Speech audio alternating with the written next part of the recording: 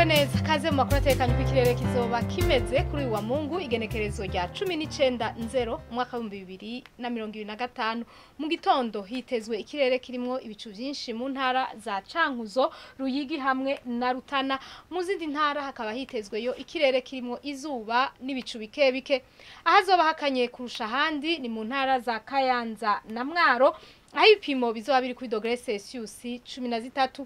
ku muhingamo hitezwe imvura nka hose mu gihugu cacu uretse mu ntara ya Kirundo hitezweyo ikirere kirimo ibicu byinshi gusa iyo mvura rero ikazoba yumvikanamwo imituragaro mu ntara za Muyinga Cankuzo hamwe na Rutana ahazoranga ubushuhe kurusha handi ni mu ntara ya Cibitoke aho ibipimo bizoba biri kuri °C 30 Ejo mu gitondo izuba rizoseruka igihe cy'isaha 12:05 rirenge igihe cy'isaha 12:22 zo ku mugoroba.